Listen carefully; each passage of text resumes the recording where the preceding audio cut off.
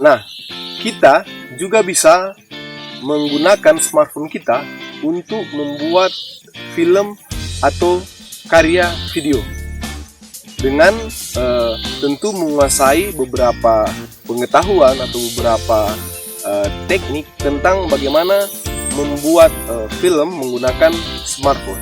Nah, di banyak kalangan mereka menggunakan istilah smartphone sinematografi.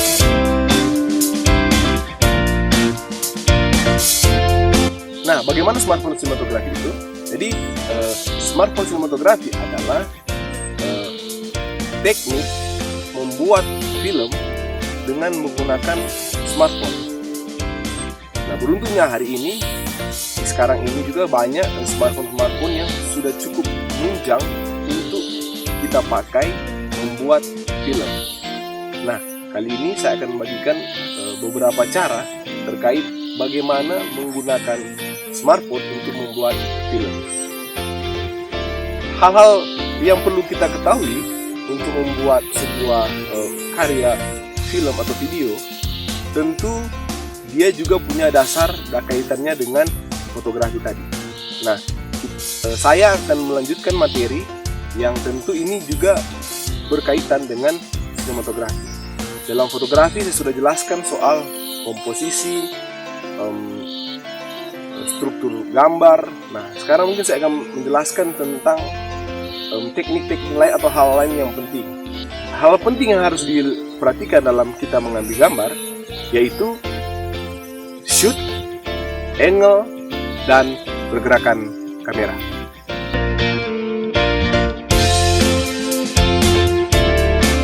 Ada berbagai jenis shoot yang sering kita pakai dan kita lihat dalam pembuatan film. Nah, kita akan bahas satu persatu.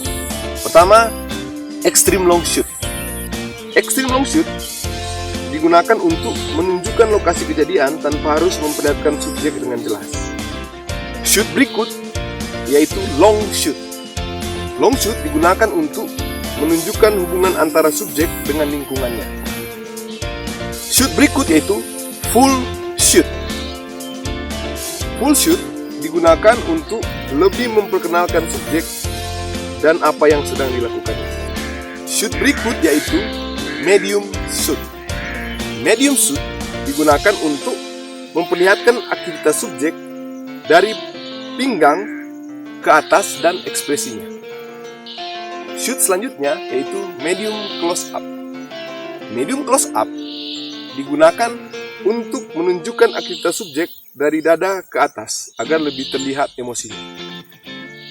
Shoot berikut yaitu close up. Close up digunakan untuk menunjukkan detail ekspresi dari subjek atau detail aktivitas yang dilakukan oleh subjek. Tidak hanya muka tapi bisa tangan atau kaki yang menunjukkan detail aktivitas dari subjek. Shoot selanjutnya adalah big close up. Big close up digunakan untuk lebih menunjukkan detail ekspresi subjek dengan headroom yang terpotong.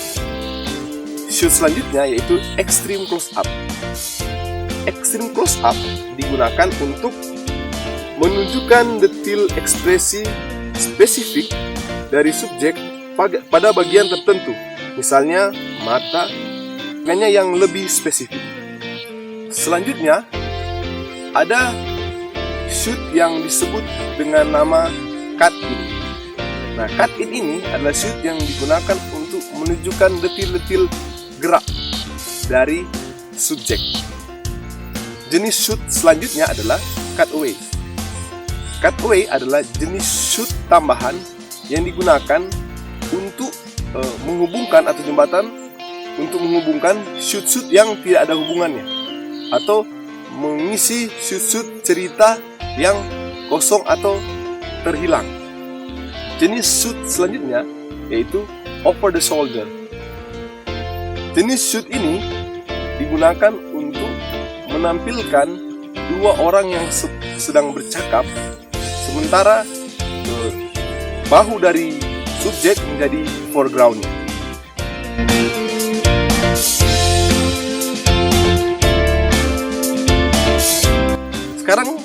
kita masuk pada bagian penting lainnya, yaitu angle atau sudut pengambilan gambar. Ada beberapa jenis angle yang biasa dipakai dan umum dipakai oleh fotografer ataupun sinematografer. Jenis angle ini yaitu pertama, high angle. High angle dimaksudkan yaitu posisi kamera berada di atas subjek dan menunduk ke arah subjek, seolah-olah subjek itu terlihat lebih kecil. Jenis angle berikut yaitu eye level. Eye level yaitu sudut pandang yang sejajar dengan pandangan mata yang mengesankan lebih netral. Angle selanjutnya yaitu low angle.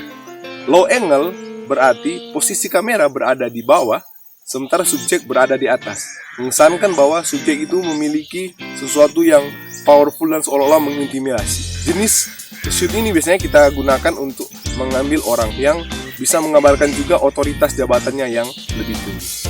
Jenis angle selanjutnya adalah frog eye level. Frog eye level maksudnya kamera ditempatkan hampir menyentuh tanah atau bahkan menyentuh tanah, kemudian mendongak ke atas seolah-olah subjek itu terlihat besar dan megah. Nah, ada juga beberapa hal lain terkait framing dalam mengambil gambar yang perlu kita perhatikan, yaitu misalnya headroom. Headroom adalah batas akhir dari frame dengan subjek.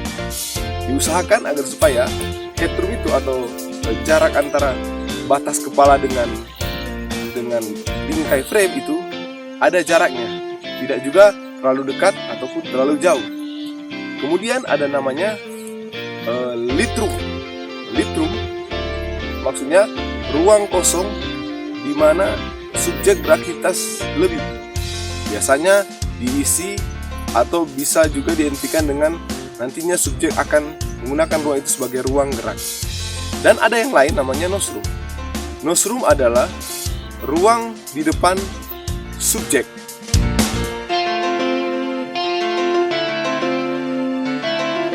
Pen bergerak ke kiri, ke kanan. Jadi seperti itu. Nah, kita juga mengambil gambar yang dari bawah ke atas.